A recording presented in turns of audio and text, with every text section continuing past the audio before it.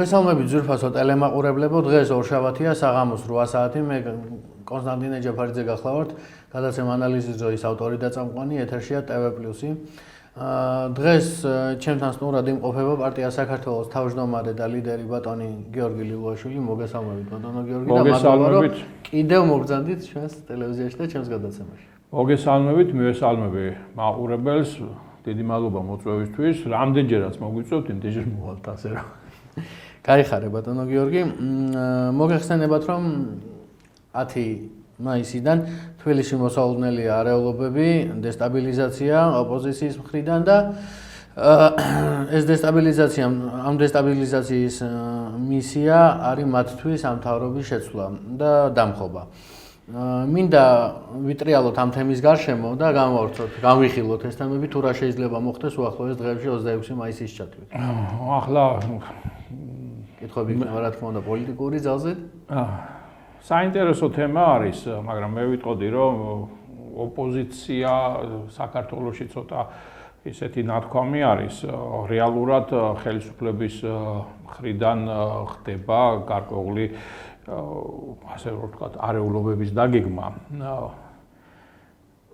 იმიტომ რომ საზოგადოება უყურებს მდგომარეობას ქვეყანაში, ის გამოსვლები, რაც პარლამენტის წინ ხდება უკვე მეორე წელი გადის ფაქტიურად, აქციები მიმდინარეობს ხელისუფლების მხრიდან, ვითომც და არანაირი რეაგირება არ არის, მაგრამ ხელისუფლების მიერ გადადგმული ნაბიჯები, გნებავთ სოციალურ-ეკონომიკური რეფორმები, ასე რომ დავარქვათ და საკანონმდებლო ბაზის გამკაცრება პირიქით ხელს უწყობს იმას, რომ არეულობები უფრო მეტად გამწვავდეს.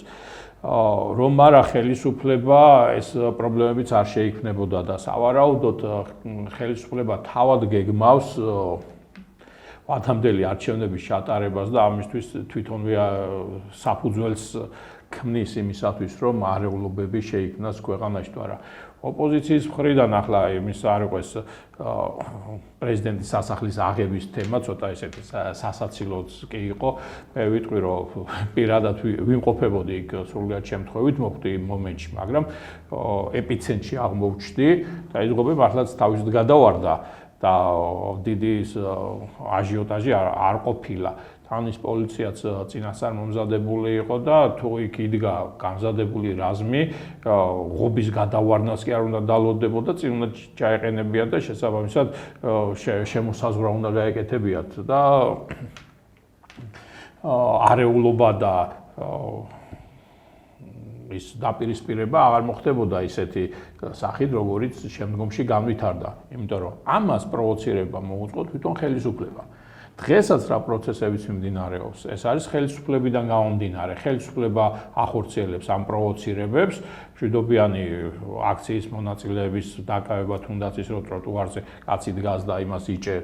მე მაგალითად კოვიდის პერიოდში პირბადე რატო არ გიკეთიაო, იმისთვის მიჭერდნენ და ახლა პირბადე რო გავიკეთო, იმისთვის დამიჭერენ და ეს აბსურდი არის.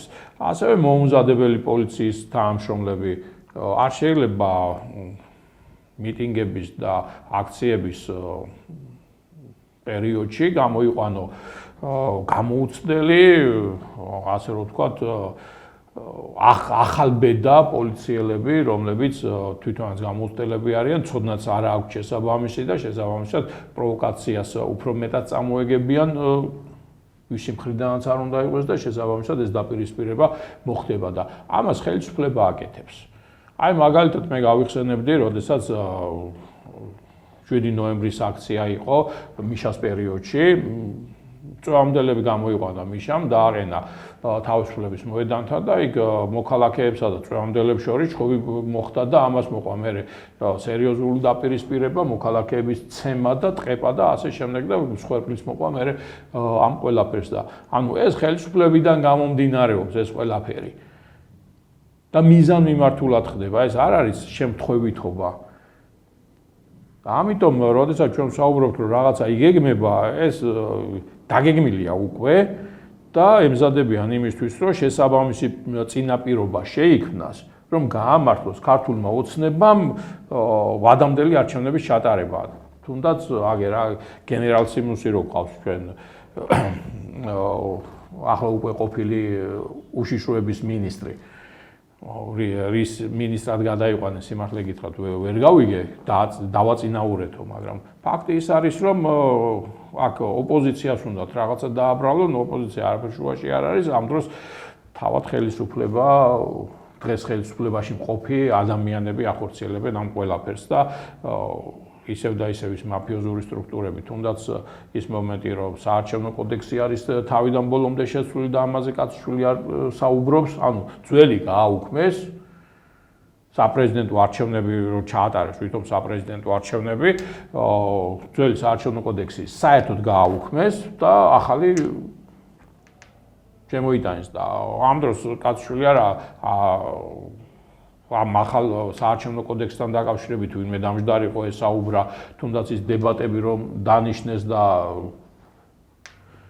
ეგრეთ წოდებული პრემიერ-მინისტრი ნიანგისრებლებს რო ყრიდა რომ ოპოზიცია არ მოდის ოფიციალურად მივწერეთ არ დაგვიძახეს ჩვენ მაგრამ მიიყვანეს ისეთი ჭყალებში ოპოზიციური პარტიები როგორც იყო თუნდაც გირჩი რომელიც იკვებება ისევ და ისევ ქართული ოცნებისგან და მათი ხელდასმული არის.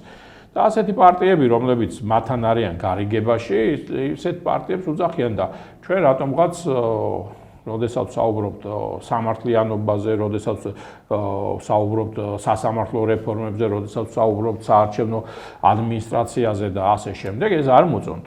თუნდაც მიწების გაყიდვასთან დაკავშირებით ელემენტარული იყო აგერ ჩვენ დავიწყეთ ინიციატივა გვაქვს რომ ყადაღა დავადეთ ფაქტურად მთელ სახელმწიფო ქონებას შესაბამისად ოფიციალურად მიწები ვერ გაიყიდებოდა და თუ რამე გასხვისდებოდა ეს იქნებოდა უკანონობა მაგრამ რატომღაც ის პოლიტიკური ჯგუფები არასამთავრობო ორგანიზაციები რომლებიც აპროტესტებენ ქართული მიწის გაყიდვას ხმას არ იღებენ და არცეც არ გამოხორციელებია ჩვენთან ერთად წამოსულიყო ჩვენთან ერთად თუ არა მარტო მისულიყვნენ და ისე დაედოთ ყადაღა მით უმეტეს ამ პროცედურის შესახებ ძალიან კარგად იციან რომ შესაძლებელი არის და მაგრამ ისინი არ ახორციელებენ ამას რა უნდა დავარქვათ თუ არა წინასწარი გარიგება ხელისუფლებასთან და შესაბამისად ერთიანი სცენარის მიხედვით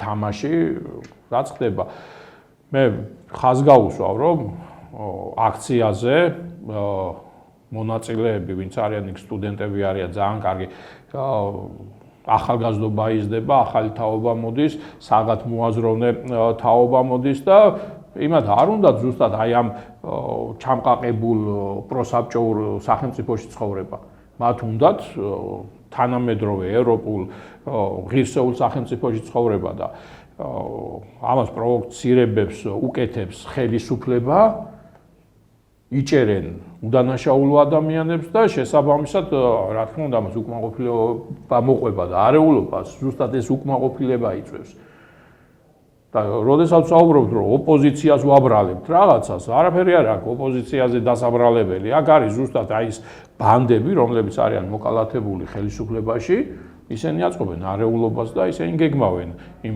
პროცესებს რა პროცესებიც შემდგომში გაუარესებს ჩვენ მდგომარეობას და კიდევ უფრო ძიმე მდგომარეობაში აღმოჩნდება ქართველი ხალხი აი ეს არის ბატონო გიორგი თბილისში რეალურად ელით არეულობებს თუ ეს უბრალოდ პოლიტიკური სპეკულაციაა არა რეალურად იქნება არეულობები იმიტომ რომ პროცესები რაც მიმდინარეობს მე ხაზს გავუსვავ ჩვენი სამართალდამცავი ორგანოების ასე რომ ვთქვათ დაგეგმილი ყოველთვის ცილდებოდა ხოლმე მათ მიერ დაგეგმილს და შემდგომ უმართავი პროცესები მიმდინარეობდა დღესაც ზუსტად აი ასეთი სუნი აზდის ამ ყველაფერს წინასწარ გეგმავენ მე ხაზს უსვავ წინასწარ გეგმავს ხელისუფლება ამ არეულობებს უნდათ რომ მართვადი არეულობები გამოიწვიონ, მაგრამ ამის ცოდნა განათლება მათ არ აქვს და ისევ და ისევ უბედურებები დაატრიალდება ჩვენს ქვეყანაში. თუნდაც არაერთი მკვლელობა, რომელიც დღემდე გაუხსნელი არის ჩვენ ქვეყანაში, ეს ყველაფერი ერთმანეთზე აეწყობა და შემდგომ რა დღეში აღმოჩნდებით, კაცმა არ იცის. გააქვთ კონკრეტული ინფორმაცია, რომ შესაძლოა ამ თვეში რეალურად დაიძაბოს სიტუაცია თბილისში? რეალურად ახლაც დაძაბული არის, დაძაბულობა თავისთავად იგრძნობა, როდესაც ამხელა აქციები ტარდება, ჯერჯერობით, ასე რომ ვთქვათ, ორგანიზებული აქციები არის, თუნდაც იმ ოპოზიციის, ყოველ შაბათს არის დიდი აქციები, ყოველ დღე მცირედი აქციები პარლამენტის წინ, მაგრამ ამას უკვე უერთდება სოციალური საკითხიც, როდესაც ჩვენი მოქალაქეების სოციალური მდგომარეობა საკმარისზე მეტად გართულდა და რეალურად ხელისუფლებაში მყოფმა ადამიანებმა თავიანთ თავზე იზრუნეს, გაიზარდეს ხელფასები, ხოლო პენსიონერების პენსია არ გაიზარდა, სოციალურად დაუცველი ადამიანების რაოდენობა მით უფრო გაიზარდა, უმუშევრობის პრობლემები შეიქმნა, უცხო ქვეყნიდან შემოსული მოქალაქეების რაოდენობა იზრდება, რაზეც საკმაოდ დიდი უკმაყოფილება არის. ამას ემთხვევა ის მოვლენები, რაც მიმდინარეობს საპატრიარქოში, პატრიარქის გარდაცვალებასთან დაკავშირებით ახალი პატრიარქი ასარჩევდა, იქაც არ არის ყველაფერი დალაგებული, აქაც ხელებს აფათურებს ხელისუფლება და ცდილობს, რომ იქაც არეულობა გამოიწვიოს, ანუ ეს ყველაფერი ერთი მეორეზე დაიწყობა და არ გამოვრიცხავთ, რომ დიდი გამოსვლებიც დაიწყოს. აი, რა მოყვება შემდგომ ამ გამოსვლებს, ერთი ის არის, რაც არის დაგეგმილი, რომ ვადამდელი არჩევნები უნდა მოყვეს. ამისთვის ემზადება ხელისუფლება და ყველა მათ მიერ გადადგმული ნაბიჯი ამ მიმართულებით არის, რომ დაიძაბოს ქვეყანაში მდგომარეობა, გამოვიდეს მოსახლეობა და გამოცხადდეს ვადამდელი საპარლამენტო არჩევნები. ამისთვის ემზადებიან და ეს როგორ მოხდება, როგორ განხორციელდება, ეს უკვე დრო გვიჩვენებს. ბატონო გიორგი, თქვენი აზრით, ვინ შეიძლება იდგეს შესაძლო დესტაბილიზაციის უკან, პოლიტიკური ძალები, გარე გავლენები თუ ისევ სოციალური ფონი? არეულობის უკან ყოველთვის დგას ხელისუფლება და სპეცსამსახურები. ყოველთვის. დღესაც იგივე მდგომარეობაა საქართველოში, მით უმეტეს საქართველო არა ისეთი დიდი ქვეყანა, როგორც თუნდაც რუსეთი ან ამერიკა, იქაც სპეცსამსახურები დგას ყოველგვარი არეულობების და მიტინგების უკან და საქართველოს არაა გამორიცხული და პირიქით ზოგიერთ იმ აქციაზე მე ხაზი გავუსვი, რომ ძალიან კარგი ახალგაზრდობა არის შემართებული, მართლაც სამშობლოს მოყვარული, მაგრამ არიან ისეთი ჯგუფები, რომლებიც პირდაპირ მართვადი არიან ხელისუფლების მხრიდან უშიშროების თანამშრომლები, ყოფილი და ახალი თანამშრომლები, რომლებიც ცდილობენ თავის მიმართულებები მისცენ ამ აქციებს. აი ეს არის. თქვენი პარტია სახელწოდებით საქართველო. ხალხს ქუჩისკენ მოუწოდებს თუ სტაბილურობისკენ? ყველა პოლიტიკური ორგანიზაცია სტაბილურობისთვის იბრძვის და იმისთვის მოვდივართ, რომ ქვეყანაში სტაბილურობა იყოს. მაგრამ არის საკითხები, რომელიც აქციების გარეშე არ გადაწყდება და ვერ გადაწყდება. ეს ხელისუფლება რო ყოფილიყო ცოტა ესე ასე რომ ვთქვათ, დალაგებული ხელისუფლება და მათ დომებოდათ სტაბილურობა. მაშინ დებატებს, როდესაც აცხადებდნენ, დებატებში ვიждდებოდით ჩვენს. ანუ, როდესაც არ გვიტოვებენ სხვა გამოსავალს, სატელევიზიო ეთერი ჩვენ არ გაგვაჩნია, დებატებში ჩვენ არ გვაძლევენ საშუალებას, რომ გამოვიდნენ და მათთვის რჩეული პარტიები მონაწილეობენ ამ დებატებში და საზოგადოებას მათაცნობენ როგორც ოპოზიციურ პარტიას, ჩვენ სხვა გზა მეტი არაფერი აღარ დაგვჩენია, გარდა იმისა, რომ გამოვიდეთ და აქციები ვატაროთ. ჩვენი პოზიციები დავაფიქსიროთ. მე კიდევ ერთხელ ვიმეორებ, დიდი მადლობა თქვენმა ტელევიზიამ, რომ მოგვიწვია და დღეს მოგვეცა საშუალება იმისთვის, რომ საზოგადოებას მიმართო. თემაც წვავია და საინტერესო. არა, მოსახლეობას პირდაპირ ვეუბნებით, რომ ჩვენ პოლიტიკურ ორგანიზაციას არ ეძლევა საშუალება საზოგადოებრივ ტელევიზიაზე, არც იმედზე, არც რომელიმე სხვა ტელევიზიებზე გარდა აი ამ ტელევიზიისა მივიღოთ დებატებში მონაწილეობა, მივმართოთ საზოგადოებას, ვესაუბროთ ჩვენს პროგრამებზე, რაზეც უნდა კეთდებოდეს ძირითადი აქცენტი და ვესაუბრებოდეთ მოსახლეობას დღეს მაგალითად ეკონომიკური მდგომარეობა ასე წვავეთ რო არის, რომ მოვდივართ ხელისუფლებაში, რა უნდა გავაკეთოთ. როგორ უნდა შევცვალოთ პარლამენტში თუ მოვალთ საკანონმდებლო ორგანოში, კანონები როგორ უნდა შევცვალოთ და როგორი კანონები უნდა მივიღოთ, რომელიც გააუმჯობესებს თუნდაც სოციალურ მდგომარეობას. აგერ რამოდენიმე წელი არის ვიბრძვით ბორჯომის რაიონზე იმისათვის, რომ მიიღოს მაღალმთიანი რეგიონის სტატუსი. ახლა წარმოიდგინეთ ბორჯომის რეგიონი იცლება ფაქტურად ის ნორმები რაც არის დადგენილი მაღალმთიანი რეგიონის სტატუსთან დაკავშირებით ორს აკმაყოფილებს, სულ 3 არის და აქედან თუ დააკმაყოფილებდა ორს სრულად აკმაყოფილებს ერთადერთი უბრალოდ არის რომ სიმაღლიდან გამომდინარე თვითონ ბორჯომი დაბა არის და შესაბამისად არ აქვს ის სიმაღლე 1200 მეტრზე მეტი უნდა იყოს და 1800 მეტრზე არ აქვს ეს მაგრამ დანარჩენს აკმაყოფილებს იცლება ფაქტიურად რაიონი მაგრამ იმის გამო არ აძლევენ სტატუსს ვიღაცას უნდა მთელი ამ რაიონის მიწების ხელში ჩაგდება, ტყეების ხელში ჩაგდება და შემდგომში, როდესაც ხელში იაფად ჩაიგდებენ ამ მიწებს, მე მიცემენ ამ სტატუსს. და იქ პენსიონერები არიან, უამრავი ბიზნესი არის ფაქტიურად განადგურებული. ბორჯომში რო ჩახვიდეთ, ნორმალურ სასტუმროს ვერ ნახავთ და ბოდიში და საპირფარეშო არ აქვს რაიონს და ახლა წარმოიდგინეთ რა მდგომარეობა არის, როდესაც ბორჯომი საკურორტო ზონა არის და ფაქტურად ბოლო მინერალური წყალი. მინერალური წყალიც აღარა, იმდენი გაზიდეს იქიდან უკვე დაცლილი არის საცავები და მაგ კიდე ცალკე პრობლემა არის. რასაც არ სწავლობენ და შესაბამისად ამ საკითხებს, როდესაც ვაყენებდით ჩვენ თავის დროზე, არც ყურადღებას აქცევდნენ ამ საკითხს და პირიქით დაგვილოკეს კიდევაც. ამ დროს წავე მდგომარეობა არის. ეს ერთი რეგიონი ვთქვი თუ არა, მსგავსი მდგომარეობაა სხვა რაიონებშიც.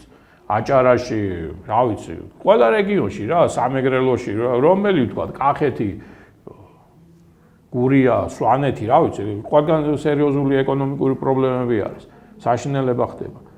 ხო და ამ საკითხებთან დაკავშირებით იმისი არ ყოს, აი, კვერცხი გაიაფთაო და ევროპის ფასებს რო ადრიან. ევროპაში ხალხმა ხელფასიც და პენსიაც უზარმაზარი არის. მე როგორ გავზარდოთ პენსიები როგორ გავზარდოთ საპენსიო საკითხთან დაკავშირებით, როდესაც მერობის კანდიდატი ვიყავი, მაშინ პირდაპირ უთხარი.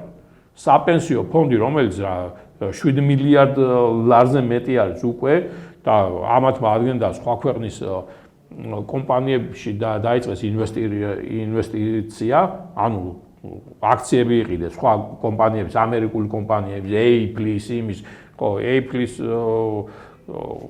ასე რომ ვთქვათ, აქციების საკონტროლო პაკეტი ბიძინა ივანიშვილისაა და ისეთი იმებში ადებიებენ ამ თანხებს და გადის ქვეყნიდან, რომელიც ამერიკის ბიუჯეტს ხმარდება და არა საქართველოს. ხო და ეს ყველაფერი არის შესასწავლი, ეს არის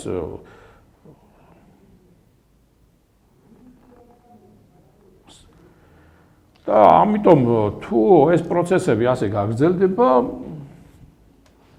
წინ არაფერი არ გვიდგას, გარდა ერთისა, რომ აქციებისკენ მოუწოდოთ მოსახლეობას, ჩვენც ვიაქტიუროთ ამ პროცესებში უფრო მეტად და რა თქმა უნდა, ვადამდელი არჩევნებისკენ მოუწოდოთ მოსახლეობას, იმიტომ რომ ჩვენი და საქართველოს ერთადერთი გადარჩენის საკითხი არის მშვიდობიანად არჩევნების ჩატარება. მე ხაზს არჩევნების ჩატარებას და მოსახლეობას იმასაც მოუწოდებ, რომ როდესაც საუბარია რომ არჩევნებზე არ მივალთ, არ იმასის პრობლემა არის ჩემო კარგებო, როდესაც თქვენ არჩევნებზე არ მიდიხართ. პრობლემა არის არა ხელისუფლების, აი იმ ხალხის, რომელიც თქვენ გძარცვალთ, არამედ რეალური ოპოზიციური ძალების, იმიტომ რომ თქვენ ხართ ოპოზიციურად განწყობილი ადამიანები. წინ არჩევნებზე 70 თუ 80% არ მივიდა არჩევნებზე. ანუ ოპოზიციურად განწყობილი მოსახლეობა არ მივიდა. მაგრამ ხელისუფლების მხარდამჭერები, დარაზმულები მივიდნენ ჩვეულებრივად და კალაძე აღარ აცხადებდა, რომ თბილისის 80%-მა მხარი დამიჭირაო. თბილისში კალაძეს თვალის დასანახად ვერ იტანს ვერავინ, აი ქუჩაში რო გააჩეროთ, ნუ კაის არაფერს არ გეტყვიან, თუ კაი ერთი კარგად არ შეუკურთხეს და ამას ვამბობ მე. ანუ თქვენ, რომლებიც არჩევნებზე არ მოდიხართ, პრობლემას ქმნით და პრობლემა იქნება შემდგომ მთელს ქვეყანაში. ამიტომ უნდა გავიაზროთ ჩვენ რა უნდა გავაკეთოთ, როგორ უნდა ვიბრძოლოთ. ამ ხნის განმავლობაში მოსახლეობის დიდი ნაწილი არ დადიოდა არჩევნებზე და გააკეთეთ პარალელები. თქვენი არჩევნებზე არ მისვლით, რამე შეიცვალა? აი მაგალითად არჩევნებზე მივიდნენ, როდესაც ზვიად გამსახურდი ავირჩიეთ.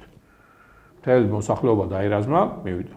მიშას დროსაც მთელი მოსახლეობა დაირაზმა და არჩევნებზე მივიდა. ბიძინა რომ მოდიოდა, მაშინაც მთელი მოსახლეობა დაირაზმა და შეიცვალა ხელისუფლება. თუ მოსახლეობა არ დაირაზმებთ და არჩევნებზე არ მიხვალთ, არაფერს არ შეიცვლება. მერე კი იძახით, რომ აი კი არ გაამართლა, არც მიშამ გაამართლა, არც ბიძინამ გაამართლა. ზვიად გამსახურდია კი პუჩის მეშვეობით ჩამოაგდეს აგერ და რა მდგომარეობაც მოყვა ამას და ეს ხელისუფლებები დაანჩენს უყველა პუჩისტური ხელისუფლებები არის. მოსახლეობამ ეს ყველაფერი უნდა შეცვალოს. მოსახლეობამ უნდა შეცვალოს. თუ მოსახლეობა არ გამოვიდა და ბოლომდე არ იბრძოლა, არაფერი არ შეიცვლება. და ისე მიდის თაობები, რომ შემდგომ თაობებს შეიძლება საქართველოს რა სახელმწიფოა ისიც კი არ დაუტოვოთ, იმიტომ რომ სერიოზული რეფორმები ბჭყალებში ჩაატარეს ამ ხელისუფლებამ, ფაქტიურად განათლების სისტემა მოსპეს, გაანადგურეს. აგერ ჯავახიშვილის უნივერსიტეტში ასწავლიან, რომ აფხაზი ხალხი კიდე ცალკე ეთნოსი არის და ცალკე ერია და იმათ კულტურა თურმე ცალკე ქონიათ დამოუკიდებლად საქართველოსი და ასე შემდეგ. ამიტომ ბევრი რამე არის გასაანალიზებელი და არეულობა არავის არ უნდა, მაგრამ არის დრო, როდესაც ვიწევს ბრძოლა. ბატონო გიორგი, არის თუ არა დღეს საქართველოში რევოლუციური სცენარის რისკი? ახლა ზუსტად ამ რისკი კი არ არის, რევოლუციური სცენარი იდგმება. კარგი, თუ პროტესტი მასშტაბური გახდა, მხარს დაუჭერთ ქუჩის პროცესებს? რა თქმა უნდა. თუ ხელისუფლება სხვანაირად ვადამდელ არჩევნებს არ დანიშნავს, წესით ვადამდელიც არ უნდა იყოს, არ უნდა ერქვას ამას, ხელახალი არჩევნები უნდა ერქვას, იმიტომ რომ თანამედროვე განვითარებულმა მსოფლიომ არ აღიარა ეს არჩევნები. არც საპარლამენტო, არც საპრეზიდენტო, ახლა იმისი არ იყოს ის შეხვდაო ამერიკის ადმინისტრაციაო, ის შეხვდაო ელჩი მოდისო, ეს აღიარებას არ ნიშნავს, იძულებულები არიან ისინი, რომ ჩვენი რეგიონიდან გამომდინარე რაღაცა კომუნიკაცია იქონიონ და შეხვდნენ, მაგრამ აქ არის საუბარი იმაზე, რომ აქ არჩევნები არ ჩატარებულა. და ზუსტად ამაზე გვაქვს ჩვენ დავა, რომ არჩევნები არ ტარდება და მოსახლეობის აქტიურობა ზუსტად იმ მიმართულებით უნდა იყოს, რომ არჩევნები უნდა ჩატარდეს. არჩევნები უნდა ჩატარდეს, არა ამათი მოთითქმული და შეთითქმული ახალი საარჩევნო კანონმდებლობით, არამედ უნდა შეიქმნას კოალიციური რაღაცა ჯგუფი, რომელიც იზრუნებს საარჩევნოდ ქვეყნის მომზადებას. და აქ უნდა იყვნენ ყველა პოლიტიკური ორგანიზაციები. არა ის პოლიტიკური ორგანიზაციები, რომელიც ქართულ ოცნებას უნდა, როგორც მაგალითად გირჩი, რომელსაც საკმაოდ ისეთი დაფინანსება აქვს ხელისუფლებიდან. და ის პოლიტიკური ძალები კიდე რომელიც ამათმა შეთითხნეს, რასაც ქვია. ახლა ასეთი კითხვა, თქვენ პირადად აიღებთ პასუხისმგებლობას თუ თქვენი განცხადებების საზოგადოებრივ ტემპერატურას გაზრდის? ჩვენი განცხადებები საზოგადოების აქტიურობის ტემპერატურა რო გაიზარდოს, ამისთვის საზოგადოებამდე უნდა მივაღწიოთ და რა თქმა უნდა პასუხისმგებლობას ავიღებთ, იმიტომ რომ ჩვენი განცხადებების საფუძველზე და ჩვენი განცხადებებით და ჩვენი გეგმებით, როდესაც დაიწყება აქციები, ჩვენ ვართ პასუხისმგებელი და სხვა ვინ უნდა იყოს. თავისთავად. კეთილი, თქვენი აზრით თბილისი დგას უკვე აფეთქების ზღვარზე? კი, თუ არა? ეს ცოტა რთული სათქმელია, თბილისი არასდროს არ აფეთქდება. საზოგადოებრივი აფეთქება. არც საზოგადოებრივი აფეთქების წინ არ დგას, თუ არ მოხდა ისეთი პროცესები, როგორც იყო მაგალითად მიშას პერიოდში, როდესაც ფარული ჩანაწერები გააშუქეს ციხეების კადრებზე საუბრობ. ედუარდის ასე რომ ვთქვათ, ჩამოგდების პერიოდში მიშას ფაქტორი და ის გამოსვლები, ანუ აფეთქება ხდება კონკრეტული პროვოკაციების შედეგად. პროვოცირება ხდება და ამ პროვოცირებას ყოველთვის ხელისუფლება ახდენს. ხელისუფლების მხრიდან სპეცსამსახურები. და ასე რომ თუ რამე აფეთქდა, აქ ისევ და ისევ ხელისუფლების წარმომადგენლების ხელი იქნება გარეული და ხელისუფლებაში მყოფი გარკვეული ჯგუფების. სხვანაირად არანაირი აფეთქება არ მოხდება. იქნება ეს თუ პოლიტიკური გარდატეხის თქვენი აზრით? გარდატეხის არა, მაგრამ საკმაო დათბობისკენ პოლიტიკური ტემპერატურის აწევისკენ წავა. კეთილი. გარეძე უფრო ზაფხულისთვის იგეგმება, იმიტომ რომ ვადამდელი არჩევნები რომ გამოცხადდება, 2 თვეში უნდა ჩატარდეს არჩევნები და სავარაუდოდ შემოდგომას რომ ჩატარდეს არჩევნები, ამისთვის რაღაც ზაფხულში უნდა დაიწყოს უფრო ზაფრი გამოსვლები. გარეძალების შარევას თუ ხედავთ? გარეძალები ყოველთვის ერეოდნენ, მაგრამ იმ გარეძალებს ახლა საქართველოსთვის კით როგორ არ ცალიათ თავის პროექტებს ახორციელებენ, მაგრამ ახლა ძირითადად აქ იყო რუსეთი, თურქეთი, სხვათა შორის აზერბაიჯანის და სომხეთიც და ერევიან, როგორ არ ერევიან. ისრაელიც ერევა, მიუხედავად იმისა, რომ იქ ომია, ირანიც ერევა, ყველა ერევა. იმიტომ რომ ჩვენ ხო ჩვენი ძალები არ გაგვაჩნია, ჩვენი სპეცსამსახურები მარტო ჩვენს მოქალაქეებს დაძდებენ და აი ეს არის. სამწუხაროდ. აგერ მაგალითად სამიტი მიმდინარეობს სომხეთში, ანუ სომხეთი, რომელიც რუსეთის თის ქვეშ იყო, ასე რომ ვთქვათ, გამოეყო და აგერ ევროპისკენ იხედება და ჩვენ ევროპაში ვიყავით ფაქტურად შესულები ვიყავით და იქიდან გამოვედით და რუსეთისკენ მივექანებით პირდაპირ და რუსეთს თავისი გაჭირვებია, აგერ ომი მიმდინარეობს და გუშინ ღამე და ეს დღეებია მოსკოვი იბომბება. და დღეს მოსკოვიდან 6 კილომეტრში ჩამოვარდა უპილოტო საფრენი აპარატი და ხო, ნუ ფაქტურად მოსკოვის კრემლიდან 6 კილომეტრში. მოსკოვში ჩამოვარდა, ხო. ეს პროცესები კიდევ უფრო გამწვავდება, კიდევ უფრო გაღრმავდება და ჩარევა რა თქმა უნდა იქნება, არავის არც რუსეთს სჭირდება რომ აქ ნატოს ჩარები შემოვიდეს და ნატოს ქვეყნებიც იბრძვიან რომ საქართველოს არ დატოვონ.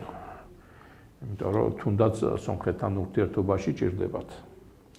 და გადაცემისთვის ბოლო კითხვა, ერთი გაფრთხილება თბილისელებს, რას ეტყოდით დღეს მათ?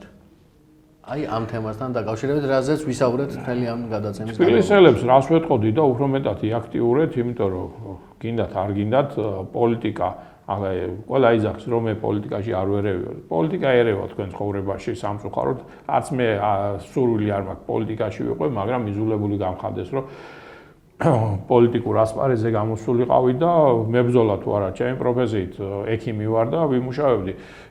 აქ რომ ნორმალურად იყოს დაალაგებული რა, ექიმი არ ჭირდება ქვეყანას თუ იურისტი არ ჭირდება. და ამიტომ კიდევ ვიმეორებ, ის განცხადებები რომ პოლიტიკაში არ ერევით, ესა აბსურდი, ცოტა გაახილეთ თვალები, უფრო მეტად იაქტიურეთ იმისათვის, რომ ნორმალურ ქვეყანაში ვიცხოვროთ და თბილისს არ უნდა კიდე ერთი სამოქალაქო ომი და ის დაპირისპირება, რომელიც უკვე გადავიტანეთ და სერიოზული ზიანი მოგვადგა. ის გამოძახილი არის დღესაც ჩვენს თავს, რაც 90-იან წლებში მოხდა და პუჩის გამოძახილი არის ზუსტად. და ამიტომ მოდით ყველა ერთად გავერთიანდეთ, ვიბრძოლოთ იმისათვის, რომ საქართველო იყოს ერთიანი, მთლიანი და ქართველები გავერთიანდეთ. ქართველებს გვიყვარდეს ქართველები. აი, ამას გეტყოდით და უფრო მეტ აქტიურობისკენ მოგიწოდებდით. უფრო მეტად, იმიტომ რომ საქართველო ქართველებისთვის უნდა იყოს. და მე კი გოგიდოლიძის სიმღერის სათაურით სახელწოდებით მინდა დავამთავრო ასე დღევანდელი გადაცემა. ქართველების ქართველობა დამილოცე ღმერთო. ძალიან დიდი მადლობა ბატონო გიორგი მობრძანებისთვის. დიდი მადლობა თქვენ და ვიმედოვნებ რომ კიდე დაგვიძახებთ, კიდე მოვალთ და არა იმ შეკითხვებით რომ არეულობა იქნება, არამედ პროგრამებზე რას გავაკეთებთ ჩვენ და აი ჩვენი პროგრამებით წარუდგებით საზოგადოების წინაშე. რა საკანონმდებლო ცვლილებები უნდა შევიდეს ქვეყანა რომ ფეხზე დადგეს, როგორ უნდა მოხდეს პენსიების გაზრდა, საშუალო და მცირე ბიზნესის განვითარება, საშუალო ფენის ჩამოყალიბება, სახელმწიფო ბანკის შექმნა, რომელიც აუცილებელი არის. აი ამ საკითხებთან დაკავშირებით დიდი სიამოვნებით კიდევ მოვალთ, კიდე ვისაუბრებთ. ჩვენ ბევრი გვაქვს რაც შეეხება არეულობები სულ იყო, მაგრამ არეულობებს ჭირდება ჭკვიანი ხელისუფალი, რომელიც დაალაგებს ამ ყველაფერს და არეულობები არ იქნება. არეულობები ტყუილა არ ხდება. მიზეზი არის ამის. და დღეს მიზეზი გვაქვს. სოციალური პრობლემა არის სერიოზული და ის უსამართლობა, რაც დღეს ხდება ჩვენს ქვეყანაში, აი ეს არის და ეს არის ყველაფერი გამოწვეული ხელისუფლების მხრიდან. ის რომ მილიონრები გვისაზღვრავენ ჩვენ რა ვჭამოთ და რა ვსვათ, აი ეს არის უბედურება. და თუ ისინი ბიზნესმენები არიან, პარლამენტში საერთოდ არ უნდა იყოს ბიზნესმენი და ბიზნესი აკეთოს და პარლამენტში უნდა იჯდეს პროფესიონალი. წერა-კითხვა ვინც იცის და არა ის ტუჩებ განმობრუნებული დედაკაცები და მამაკაცები რო ვერ გაურჩევიათ ერთი მეორე. აი ეს არის. კარგი ბატონო გიორგი, ჩვენ სასაუბრო ბევრი გვექნება მომავალში კიდევ თქვენს წამოწყებებთან დაკავშირებით და თქვენს საქმიანობასთან დაკავშირებით და გონებ რომ უფრო და უფრო საინტერესო გადაცემები გველის წინ. რა თქმა უნდა, უფრო მნიშვნელოვანი იქნება საზოგადოებისთვის ჩვენი პროგრამები, რაც შეიძლება გავაცნოთ. მადლობა გიორგი. მადლობა თქვენ. მე კი 4 შაბათამდე ზეგამდე მშვიდობები მაყურებელს, ზეგ საღამოს 8 საათზე შევხვდებით ერთმანეთს და სტუმრად მეყოლება გენერალ-მაიორი ბატონი ტრისტან წითელაშვილი და ვისაუბრებთ ძალიან საინტერესო თემებზე, რომელიც უცხოეთში მოხდა ჩვენს ფარგლებს გარეთ. დროებით. მადლობა.